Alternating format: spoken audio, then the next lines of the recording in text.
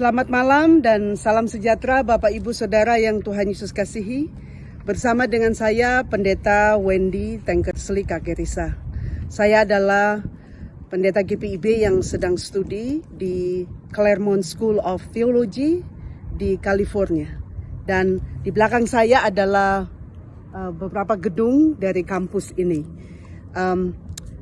Mari sebelum kita Bapak Ibu beristirahat dan mengambil waktu tidur sejenak pada malam hari ini, kita bersama berdoa dan membaca serta merenungkan firman Tuhan yang dapat menguatkan kita, yang juga dapat mendekatkan kita semakin akrab kepada Tuhan Sang Pencipta. Mari kita berdoa. Bapa Surgawi, kami datang kepadamu pada malam hari ini. Tuhan, kiranya Tuhan bersama dengan kami di dalam kami membaca firman Tuhan dan merenungkannya, dan juga bersama dengan kami di dalam kami berdoa. Dan kami mohon kiranya Roh Kudus menguatkan hati, pikiran, dan batin kami. Di dalam nama anak-Mu Yesus Kristus, dan di dalam kuasa kasih Allah Bapa dan kekuatan Roh Kudus kami berdoa. Amin. Bapak, Ibu, dan Saudara yang Tuhan Yesus kasihi, kita semua melewati hal-hal dan peristiwa yang mungkin tidak adil. Dan walaupun kita tidak melakukan sebuah kesalahan, situasi tidak adil itu terjadi kepada kita. Atau mungkin juga kita mengalami luka batin karena sesuatu yang mungkin kita tidak juga lakukan. Mungkin kita juga mendapatkan sebuah keadaan di mana kita diperlakukan semena-mena, kita diperlakukan tidak sesuai dengan yang kita harapkan.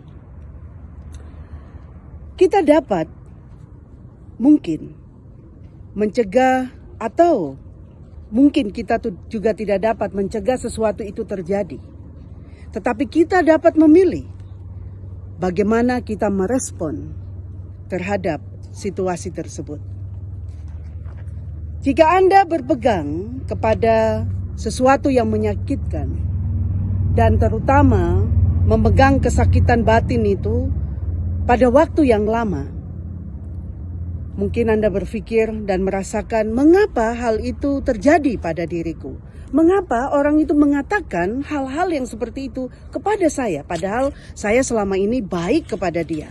Atau mengapa teman saya tiba-tiba meninggalkan saya, padahal tidak ada hal-hal yang jahat atau hal-hal yang tidak baik yang saya lakukan kepadanya? Dan bila kita terus berpegang kepada hal itu, maka kita membuka diri kita kepada pintu kepahitan. Kepahitan batin memberi dampak kepada semua kehidupan kita. Inilah yang akan kita baca. Karena itu di dalam Ibrani pasal yang ke-13, Ibrani pasal 12, ayatnya yang ke-15 mengatakan demikian. Jagalah supaya jangan ada seorang pun menjauhkan diri dari kasih karunia Allah, agar jangan tumbuh akar pahit yang menimbulkan kerusuhan dan yang mencemarkan banyak orang. Kasih karunia Allah sangat berbeda dengan kepahitan. Dengan kasih karunia Allah, maka racun kepahitan itu tidak akan bertumbuh dan juga menghasilkan buah di dalam perilaku kita. Kepahitan, akar kepahitan meracuni cara kita melihat. Orang yang memiliki kepahitan tidak mempunyai hubungan yang baik dengan orang lain. Baik itu dengan keluarganya, baik itu dengan mereka yang dikasihinya, dengan teman-temannya sekerja, ataupun di dalam masyarakat. Orang yang di dalam kepahitan mudah tersinggung ketika dikatakan atau mendengar hanya sedikit kata-kata atau pendapat dari orang lain. Bukan Anda, tetapi kepahitan Anda lah yang keluar dari diri atau batin Anda. Berpegang pada kepahitan akan membuat kondisi Anda. Kepahitan akan mengambil sukacita di dalam batin Anda. Saya di dalam dunia konseling sering bertemu dengan orang-orang yang memiliki akar pahit karena sesuatu yang terjadi pada mereka yang diperlakukan oleh orang yang mereka kasihi, atau teman mereka, atau teman sekerja mereka, atau dosen mereka, atau teman-teman yang pernah dalam kehidupan mereka, atau orang lain 30 tahun yang lalu. Mereka terluka 30 tahun yang lalu. Mereka mengalami hal-hal yang tidak berjalan dengan apa yang mereka harapkan. Nah, apa yang kita bisa respon? Apa yang bisa kita lakukan? Hanya satu, let it go. Artinya, biarkan berlalu. Biarkan hal itu terjadi namun tidak masuk ke dalam batin kita. Karena apa, Bapak, Ibu, Saudara, dan saudara yang Tuhan Yesus kasihi? Tuhan melihat apa yang tidak adil. Tuhan melihat apa yang terjadi pada Anda. Tuhan tahu siapa yang meninggalkan Anda. Tuhan tahu bagaimana menyelesaikan apa yang terjadi pada diri Anda ataupun pada saat yang Anda alami. Tuhan tahu bagaimana membuatnya menjadi lebih baik. Tuhan mengerti perasaan Anda dan Tuhan ikut mengambil bagian untuk menyelesaikan bersama dengan Anda. Let it go and trust Him. Biarkan berlalu dan percaya kepadanya, kepada Allah yang adalah pembelamu. Semakin lama Anda pegang kepahitan itu, semakin sulit melepaskannya. Caranya cuma satu. Bagaimana orang bisa let it go?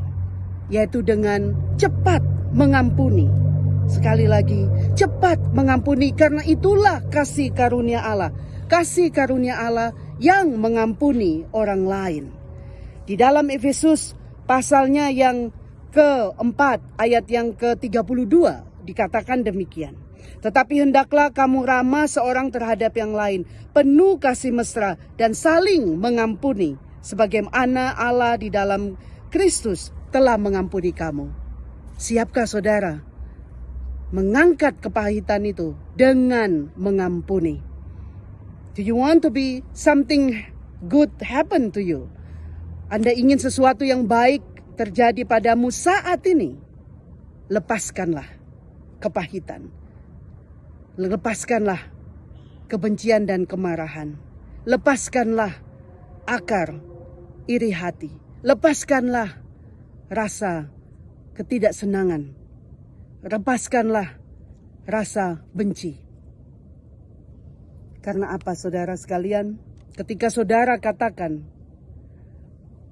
something happened to me. Sesuatu terjadi padaku, Tuhan. Saat ini, Tuhan, aku membawa dan meletakkannya di dalam tangan-Mu. Sesuatu yang tidak baik yang telah terjadi padaku, kuletakkan ke dalam tangan-Mu, Tuhan. Let it go. Itulah cara mengampuni, cepat mengampuni. Karena kita tahu Tuhan adalah pembela kita. Tuhanlah yang akan memperbaiki hal-hal yang baik yang akan terjadi di dalam hidup kita. Saudara, malam ini adalah waktu yang baik. Ketika kita akan tidur, kita melepaskannya. Let it go, our bitterness. Lepaskanlah kepahitanmu. Letakkanlah ke dalam tangan Tuhan dan cepat mengampuni.